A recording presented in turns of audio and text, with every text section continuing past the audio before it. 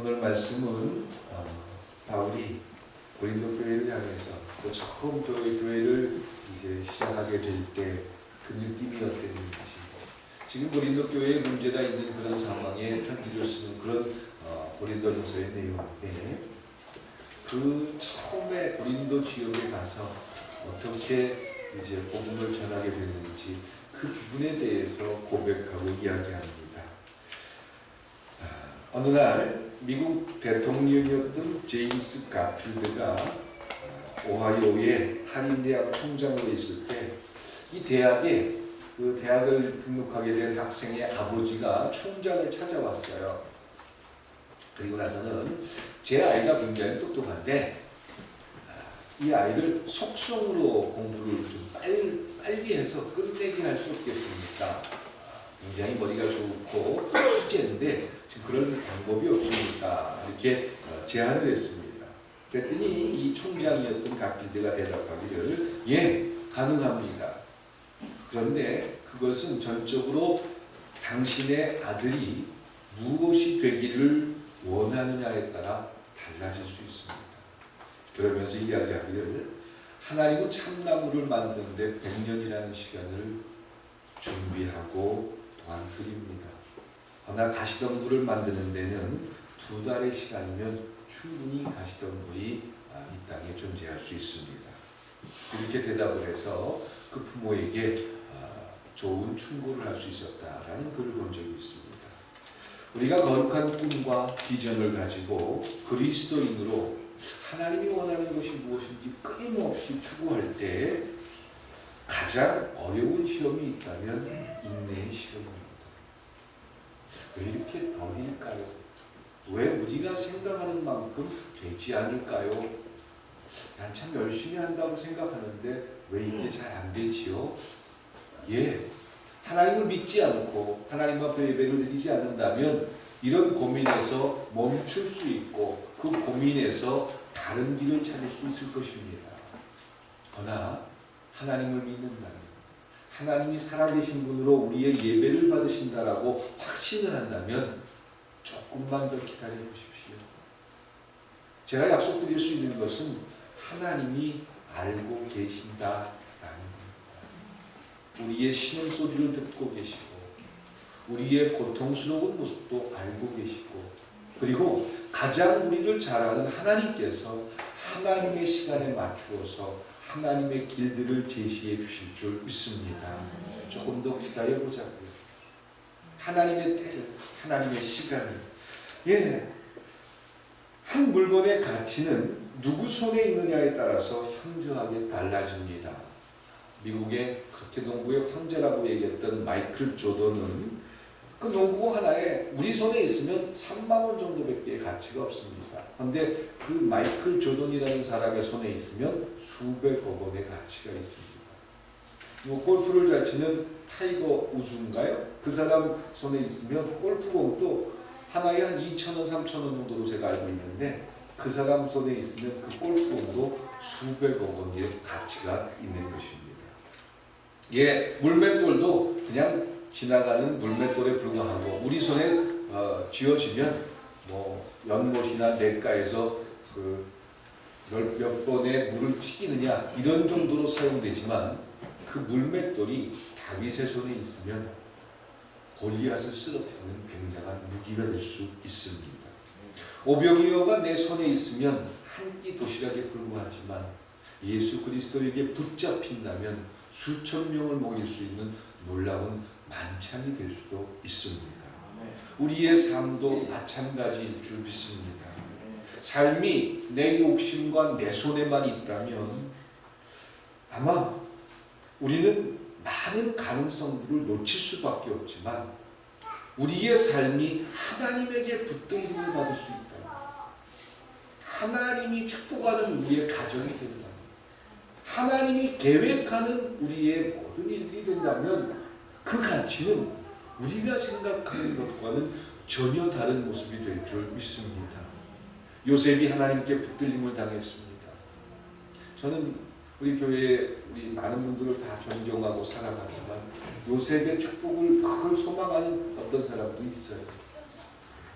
축복의 사람이 되기를 원합니다 라는 것이 꿈인 사람도 있어요. 예, 요셉이 하나님한테 붙들리니까 그 축복이 담을 넘었다라고 성서는 약속해 줍니다. 모든 분들에게 하나님에게 붙들리는 놀라운 축복을 누릴 수 있기를 주님의 이름으로 축원드립니다. 내 삶을 내 것으로 생각하기 때문에 그렇습니다. 왜 이렇게 안 되지요? 왜 더디지요? 왜 내가 원하는 만큼 하나님 이거 다 하나님을 위한 일 아닐까요? 라고 고민하지만 가만히 내 자신을 되돌아보십시오. 수요예배 때도 제가 말씀을 드리고 끊임없이 성경 공부를 통해서 이야기하지만 내가 하나님을 위해서 무엇을 하고 있는지 끊임없이 나를 찾는다면 과연 내 삶이 하나님께 붙들려 있는지 아니면 나라는 가치에 붙들려 있는지 우리는 쉽게 구별할 수 있습니다. 그리스도인으로 살아가는 우리의 삶의 자리와 우리의 삶은 하나님과 함께하고 하나님의 손안에 있을 수 있길 주님의 이름으로 축원드립니다. 주일날 예배를 드리는 이 시간만이 아닙니다. 주일날 하나님 앞에 나오는 시간은 축제의 시간입니다. 또 하나님 앞에 보고하는 시간입니다. 그러면 우리가 하나님의 손안에 붙들림을 당해야 되는 시간은 언제지요? 교회를 떠난 시간. 월요일부터 토요일까지 잠자리에 들고 직장 생활하고 집에서 모든 사람들과 생활하는 그 모든 시간들이 하나님께 붙들리는 시간이 될 수 있길 주님의 이름으로 축원드립니다. 아무리 능력을 받고 아무리 세상의 위치가 높아도 하나님을 잃는다면 하나님의 손에 붙들림을 놓치게 된다면 너무나도 허무한 인생을 살 수밖에 없는 게 우리의 모습입니다. 오늘 본문은 사람 스스로 안 된다는 사실을 바울이 고백하고 바울 같은 대단한 사역자, 저는 아마 바울과 비교한다면 발가락의 때 정도도 안 될 거예요. 그런 위대한 사역자가 두렵고 떤다 라는 그런 고백을 합니다. 고린도 교회에 처음 방문했을 때 얼마나 떨었는지 몰라요. 얼마나 두려웠는지 몰라요. 예전에 우리 반주하던 청년이 저한테 목사님 설교한 지 얼마나 되셨어요? 그래서 한 20년 됐지? 그랬더니 근데 아직도 그렇게 떠세요? 저는 강대성이 올라오면 아직도 좀 떱니다. 긴장도 하고요. 근데 하나님 말씀을 대언한다는 게 얼마나 두려운지 몰라요. 오히려 바울이 그 당시에 그 말씀을 전하는 게 두려웠다 이게 아니라 실패 때문에 두려웠습니다. 이 고린도 지역에 오기 전에 아덴이라는 지역에 찾아가서 복음을 전했습니다. 열심히 전했는데 아덴이라는 지역은 철학적으로 굉장히 높은 사고 의식을 가지고 있던 그 당시에 헬라 문학을 갖고 있던 그런 도시입니다. 나름대로 바울도 공부를 참 많이 한 사람이에요. 그래서 고린도보다는 아덴이 더 나을 거야. 그래서 아덴에 가가지고 전도를 하고 또 예수를 전하고. 근데 이 사람들이 참 신사적이에요. 어떤 말을 전할 때 참 잘 듣기도 하고 논리와 이성, 철학적인 사고들을 하고 있었어요. 그래서 여기는 가서 교회 하나 멋지게 세울 수 있겠구나 이런 생각을 가지고 열심히 했는데 도무지 아덴 지역에서는 복음이 먹혀들지가 않는 거예요. 고작 반응이 있다면 그래요, 참 강의를 잘하시네요, 참 잘하네요, 어디 다음에 한번 더 들어봤으면 좋겠네요, 참 멋진 얘기였습니다, 이 정도로 끝나버렸다라는 겁니다. 바울이 나름대로 가는 곳마다 하나님의 역사가 나타났고 또 하나님이 축복하는 굉장한 사건들이 있었는데 심지어는 꿈에서 아시아로 가고 싶었는데 꿈에서 성령이 이야기하는 그 모습을 통해서 유럽으로 바꾸는 그런 일들도 있었고 참 하나님의 굉장한 일들을 많이 했던 바울인데 그런 바울이 멋지게 가서 복음을 전하고 교회를 세우는 귀한 일을 하고 싶었는데 자기 생각대로 되지 않는 거예요. 그래서 얼마나 그게 슬프고 힘들었을지 바울은 이 고린도 전서를 쓰면서 고린도 교인들한테 처음 교회에 그 고린도를 향해서 들어가고 고린도에서 복음을 전할 때의 심정을 이렇게 표현하고 있는 것입니다. 이 마음은 저도 너무 잘 압니다. 매주 설교를 하고 매일 설교를 하고 이렇게 살면서도 참 이 설교라는 게 준비를 철저하게 잘할 때도 있고 어떨 때는 참 그렇게 안 될 때도 있고 그게 이제 사람의 모습인데 어떤 때는 참 하나님께서 강력하게 역사할 때가 있지만 어떨 때는 왜 그렇게 참 열심히 전하는데 다 딴 생각을 하고 있는 것 같고 그리고 눈을 감고 전혀 들을 생각을 안 하는 그런 모습을 이렇게 느낄 때도 있고 그럴 때는 왜 이렇게 안 되지? 왜 이렇게 어렵지? 왜 참 준비 많이 했는데 하나님 왜 이게 안 돼요? 내가 지난주에 본 책만 해도 몇 권인데요. 그러면서 하나님 앞에 질문을 하고 그리고는 어떻게 쥐구멍이라도 막 들어가고 싶고 어디 가서 유머라도 좀 배워갖고 와야 되나 이런 고민을 할 때도 시련이 있습니다. 네, 목회를 하면서 가장 어려운 것은 경제적으로 어렵거나 또 목사가 욕심이 많거니 어쩌니 해가지고 비난을 듣는 거 이런 거는 다 참을 수 있습니다. 근데 하나님의 말씀을 나름대로 고민하고 갈등해서 전했는데 성도들이 마음속에서 늘 하던 얘기야. 그래 헌금 많이 하라는 얘기겠지. 그동안 봉사 안 했으니까 봉사하라니 이렇게 생각해버리는 그런 느낌을 받을 때 이게 하는데 이러면서 이때가 가장 힘이 듭니다. 아덴에서 전도를 실패했던 바울도 아마 이런 모습이 아니었을까 생각해봅니다. 그런데 제가 오늘 말씀드리고 싶은 것은 그런 바울이 그런 어려운 상황들 그런 실패의 고통을 극복했다. 우리도 살아가면서 그리스도인이기 때문에 갖는 고뇌, 그리스도인이기 때문에 생각해야 할 여러 가지 것들이 있습니다. 그런데 이게 다 내 마음대로 잘 안 돼요. 하나님을 위해서 뭔가 좀 잘하면은 나머지가 열려질 것 같은데 이게 잘 안 될 때도 있어요. 그런 부분들을 어떻게 하면 좀 뛰어넘을 수 있을지 바울을 통해서 한번 찾아볼 수 있기를 소망합니다. 바울은 실패를 받아들였습니다.